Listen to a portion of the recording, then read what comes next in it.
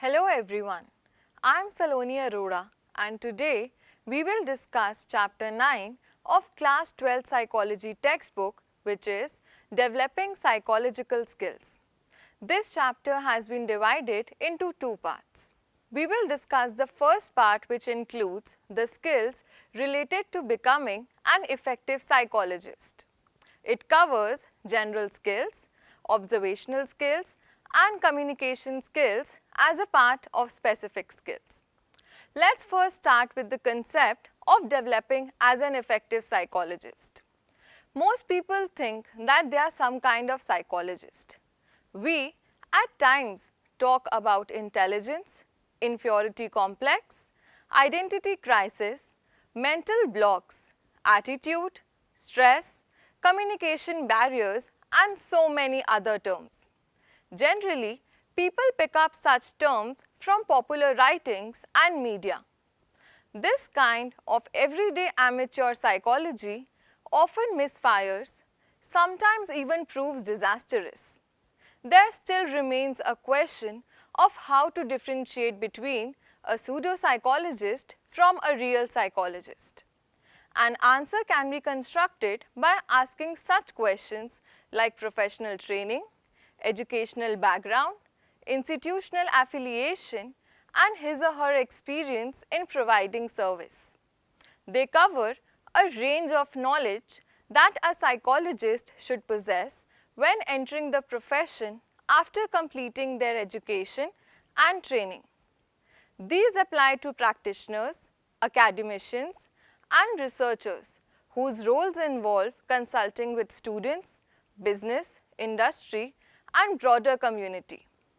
It is recognized that it is difficult to develop, implement, and measure competencies required in a subject like psychology, as the criteria for specification, identification, and evaluation are not yet fully agreed upon. The basic skills or competencies which psychologists have identified for becoming an effective psychologist fall into three broad sections, namely general skills, observational skills, and specific skills. So, the first set of skills are general skills. These skills are generic in nature and are needed by all psychologists irrespective of their field of specialization. These skills are essential for all professional psychologists, whether they are working in the field of clinical or health psychology, industrial or organizational, social, educational, or in environmental settings, or are acting as consultants. These skills include personal as well as intellectual skills. It is expected that it will not be a proper way to provide any form of professional training in clinical or organizational fields to students who do not possess these skills. Once a student has these skills, subsequent training in his or her area of specialization would only refine and further sharpen these skills required by a professional within his or her field of specialization. General skills include intellectual and personal skills, and one of them is interpersonal skills, which includes ability to listen and be empathic, to develop respect or interest in others' culture. The second skill within your intellectual and personal skill is cognitive skill, which includes ability to solve problems, engage in critical thinking and organized reasoning. The third skill is affective skill, including emotional control and balance, tolerance and understanding of interpersonal conflict. The fourth one is personality, which includes desire to help others, openness to new ideas, honesty, integrity, and personal courage. The fifth one is expressive skills, which include ability to communicate one's ideas, feelings and information in verbal, non-verbal, and written form. Sixth one is reflective skills, including ability to examine and consider one's own motives, attitudes, behaviors, and ability to be sensitive to one's own behaviors or others. The seventh one is personal skills, including personal organization, personal hygiene, time management, and appropriate dress. Another set of skills under general skills include sensitivity to diversity, including individual and cultural differences, knowledge about the nature and impact of individual and cultural diversity in different situations. The next skill including under this topic is ability to work effectively with diverse backgrounds in assessment, treatment, and consultation, ability to respect and appreciate different cultural norms and belief, and the last one is being sensitive to one's preferences and also to one's preference for own group. So we have covered the topic of general skills. The next skills are observational skills. A great deal of what psychologists as researchers and practitioners do in the field is to pay attention, watch and listen carefully. They use all the senses, noticing what is seen, heard, smelled, tasted or touched. A psychologist, thus, is like an instrument that absorbs all sources of information from the environment. A psychologist engages in observing various facets of surroundings including people and varying events. To begin with, a psychologist may begin with carefully scrutinizing the physical setting in order to capture its atmosphere. He or she might look at the color of the floor or ceiling, size of the window or doors, type of lighting, artifacts, paintings, etc. These small, subtle and irrelevant looking signals influence human behavior, which is why a psychologist notes such signals in the surroundings. In addition to physical surroundings, a psychologist actively engages in observing people and their actions. This may include the demographic features, age, gender, race, etc., ways of dealing and relating with others, pattern of behaviors in the presence of others, and etc. A psychologist records such details because something of significance may be revealed in the process of observation. The following points are taken into consideration while making an observation. Observe patiently. Pay close attention to your physical surroundings. Who, what, when, where and how. Be aware of people's reactions, emotions and motivations. Ask questions that can be answered while observing. Be yourself. Give information about yourself if asked. Observe with an optimistic curiosity. And be ethical. You have to respect privacy, norms of people you are observing. And lastly, take care not to disclose any information to anyone. Now let's get familiar with two major approaches to observation: naturalistic observation and participant observation. Let us now consider developing skills about them. The first observation is naturalistic observation, which is one of the primary ways of learning about the way people behave in a given setting. Suppose you want to learn how people behave in response to a heavy discount provided by a company while visiting a shopping mall.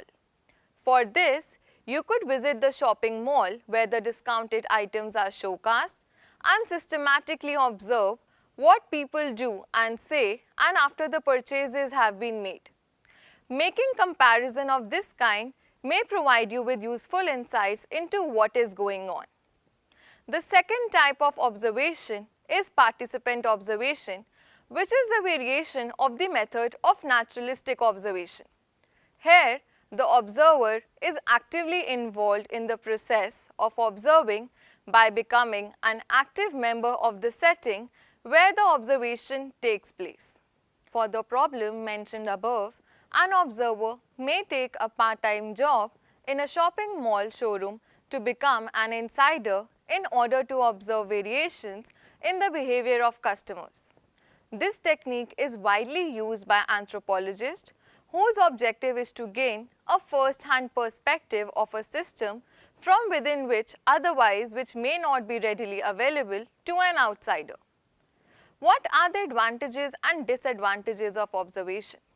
One disadvantage of it is that events being observed are subject to bias due to the feelings of the people involved as well as of the observers. Generally, day-to-day activities in a given setting are fairly routine, which can go unnoticed by the observer. And another potential pitfall is that the actual behavior and responses of others may get influenced by the presence of the observer, thus defeating the very purpose of observation.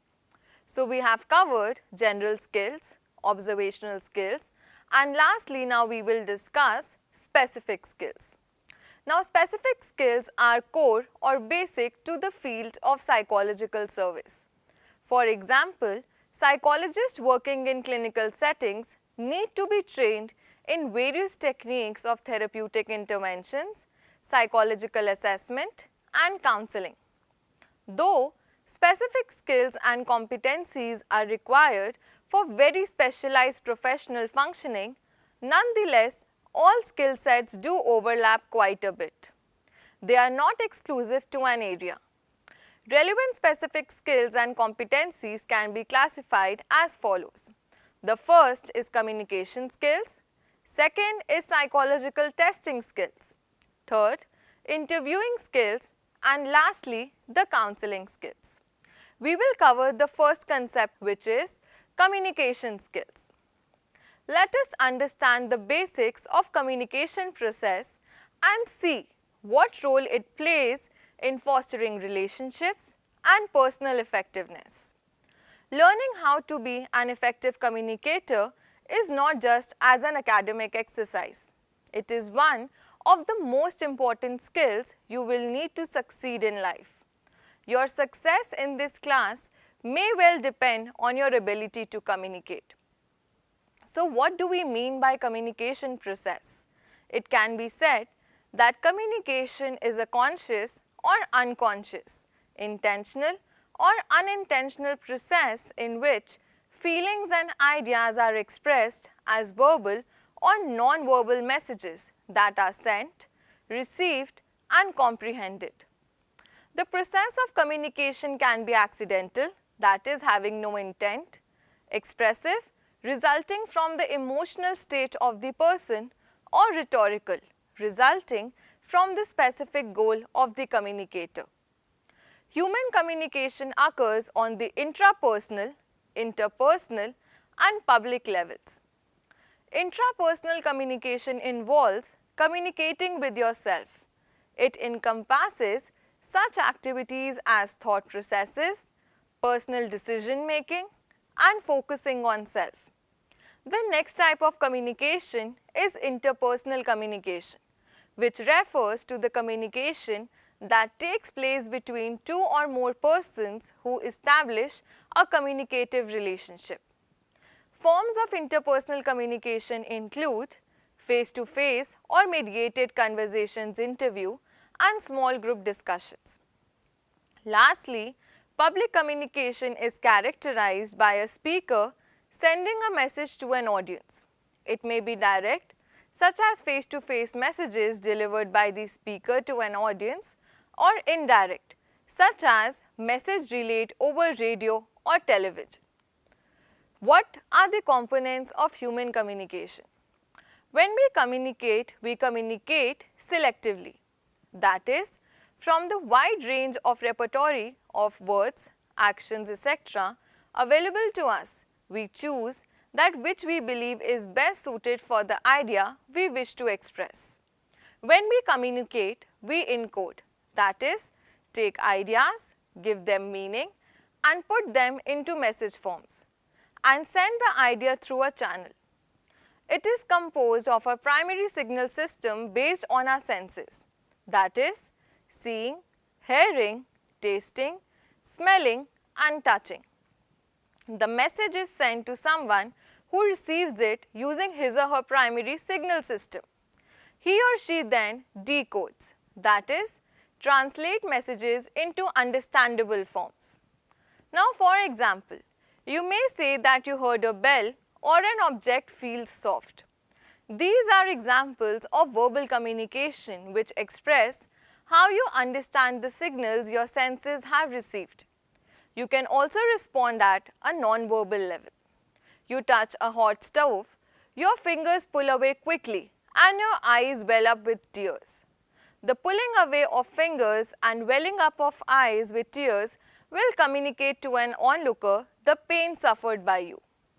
The first component of communication is speaking. One important component of communication is speaking with the use of language. Language involves use of symbols which enclose meaning within them. To be effective, a communicator must know how to use language appropriately. Because language is symbolic, it is necessary to be as clear and precise as possible when using words. Communication also takes place within a context. So one needs to consider the other frame of reference, that is, the context used by the sender to say something. Also, whether he or she shares your interpretation. If not, it is important to adjust your vocabulary level and choice of words to fit the level of the listener. Remember that slang expressions and words unique to a culture or religion can sometimes become obstacles in good communication. The second component of communication is listening. Listening is an important skill that we use daily. Your academic success, employment achievement, and personal happiness to a large extent depend upon your ability to listen effectively. Listening requires a person to be attentive. He or she should be patient, non-judgmental, and yet have the capacity to analyze and respond. Hearing and listening are not the same. Hearing is a biological activity that involves reception of a message through your sensory channels. It is only a part of listening, a process that involves reception, attention, assignment of meaning, and listener's response to the message presented. The third component is reception. The initial step in the listening process is the reception of a stimulus or message. A message could be auditory or visual. The hearing process is based on a complex set of physical interactions that take place involving the ear and the brain. In addition to using the hearing mechanism, people listen through their visual system. They observe a person's facial expressions, posture, movement, appearance, which provide important cues that may not be obvious merely by listening to the verbal part of the message. The next component is attention. Once the stimulus, that is the word or visual or both, is received, it reaches the attention stage of the human processing system. In this phase, the other stimuli recede so that we can concentrate on specific words or visual symbols. Normally, your attention is divided between what you are attempting to listen to and what is happening around you and what is going on in your mind. Now consider you are watching a movie. The person in front of you is constantly whispering to his or her friend. There is a buzz in the sound system. You are also worried about the forthcoming examination. So your attention is being pulled in different directions. Divided attention makes it difficult for you to receive signals or messages. The fifth component is paraphrasing. How would you know that someone has been listening? You will ask him or her to restate what you had said. The person in doing this does not repeat your exact words. He or she makes a summary of the ideas just received and provides you with a restatement of what he or she understands. This is called paraphrasing. It allows you to understand how much he or she understood or what was communicated. If someone cannot repeat or write down a summary of what was said, then he or she probably did not get the whole message or did not understand it. We can keep this in mind when we are listening to our teacher in the class or to others. Try to paraphrase what you have heard, and if you cannot do so, you should seek immediate clarification if possible. The next component is assignment of meaning. The process of putting the stimulus we have received into some predetermined category develops as we acquire language. We develop mental categories for interpreting the message we receive. For instance, our categorizing system for the word cheese may include such factors as a dairy product, its peculiar taste and color, all of which helps us to relate the word cheese to the sense in which it is used. The next component is role of culture in listening. Like the brain, the culture in which we have been brought up also influences our listening and learning abilities. Asian cultures such as India emphasize on listening by being a silent communicator when receiving messages from seniors or elders. Some cultures also focus on controlling attention. Buddhism, for instance, has a notion called mindfulness.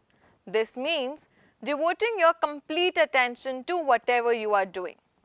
And the last component is body language.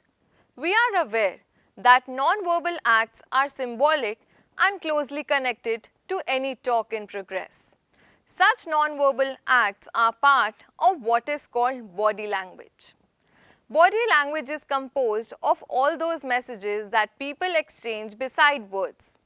While reading body language, we must remember that a single non-verbal signal does not carry complete meaning.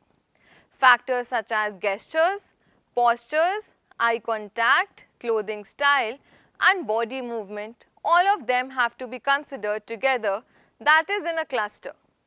Also, in verbal communication, non-verbal signs can have many different meanings. For example, crossing arms over the chest may suggest that a person likes to keep aloof, but crossed arms accompanied by an erect posture, tightened body muscles, a set clenched jaw, and narrowing of the eyes are likely to communicate anger.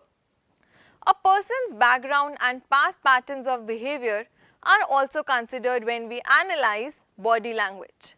The consistency between current and past patterns of behavior, as well as the harmony between verbal and non-verbal communication, is termed as congruency.